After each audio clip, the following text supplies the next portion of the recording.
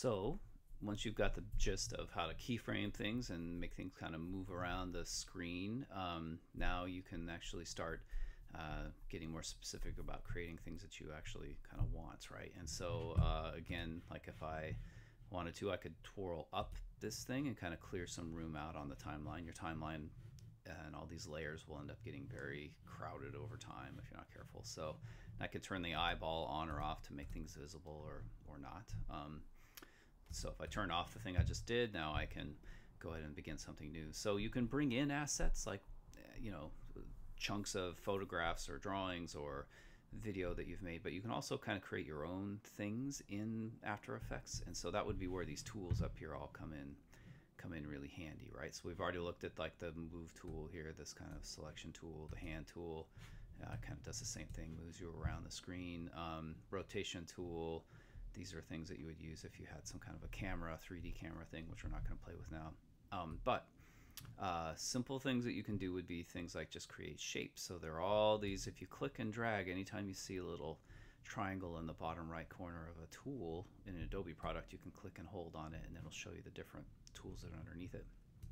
So I can make a rectangle here just by, you know, clicking on that and going like this, and it's going to make a rectangle, and you'll see the shape show up here in the layers, right? So it's in the timeline now, as long as it's going to be in the timeline, as long as the timeline is there, and it will and it's basically become an item that I can then play around with and manipulate, right? And so again, if I wanted to change something about it, I could go in here under contents, and you can see rectangle 1 is the content that I'm trying to adjust, and I can change the path on that. So I can actually, these are all, anytime you see a stopwatch or things you can keyframe, or I can keyframe the stroke if I wanted to do that. Right now the color of the stroke is set to be a white, so if I wanted to, I could click on that and, you know, change that to a different, you know, color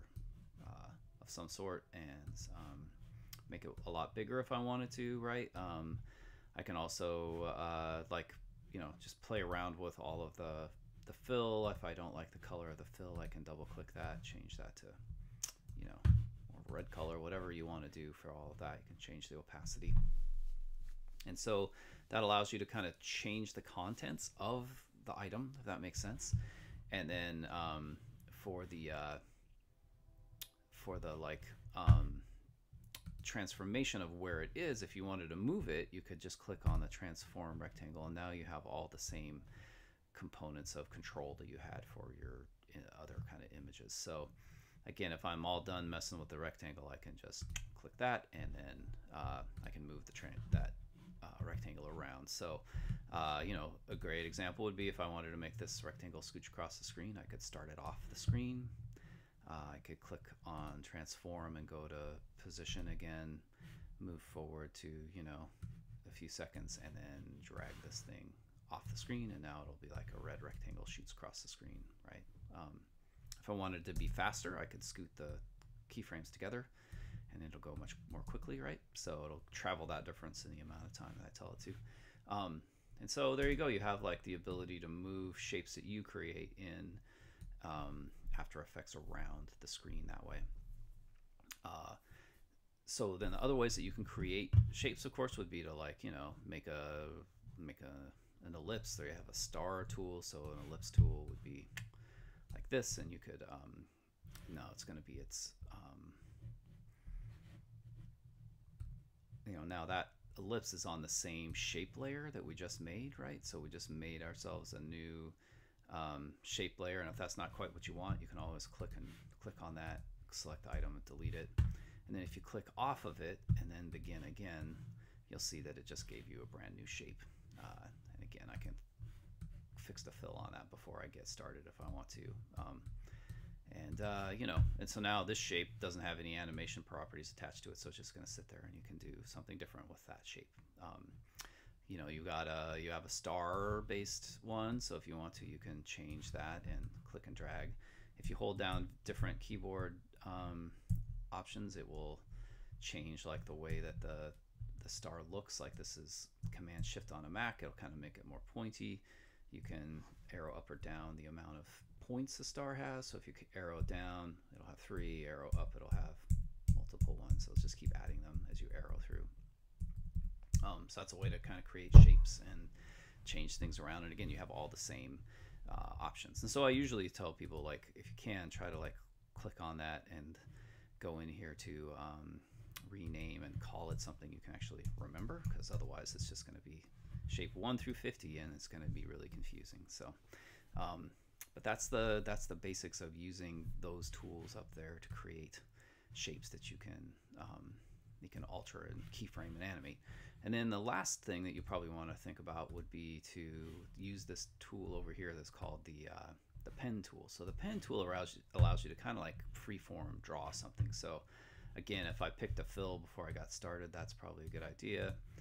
And now if I wanted to, I could freeform draw like a more organic shape. So if you click here and then you click again and you click again and click again, you're going to end up with a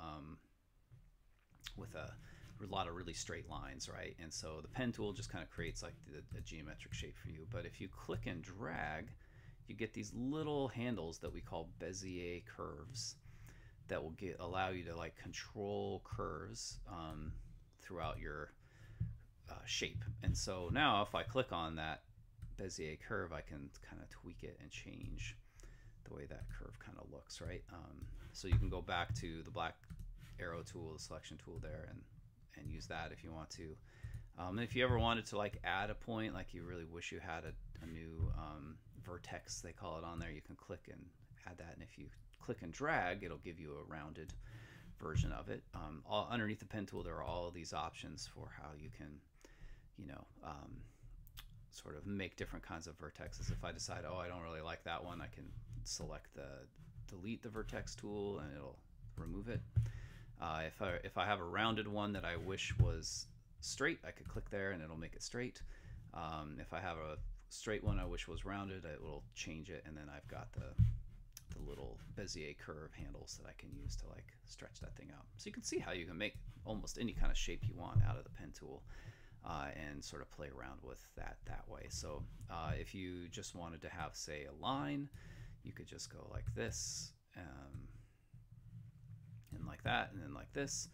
And then instead of a fill here, you could click on that thing that says click over here that says fill, and you can go to this universal none thing and click that on. And then you can go to the stroke and solid color and click OK, and then you can pick a color that you might want that to be, and you can change the size of it by cranking it up here in these blue things. So now I've got a line that I can move around the screen, right? So all of these things are now like things you can select. You'll see them on the on your either within a certain shape layer, like in this case I have both shape 1, which is the green blob, and then I put these both on the same layer. That might have been a mistake. If I didn't want that, I could try and separate them or cut and paste them out. But just remember, if you want shapes that are only by themselves, you have to click off so nothing's selected, and then start your drawing process again, where you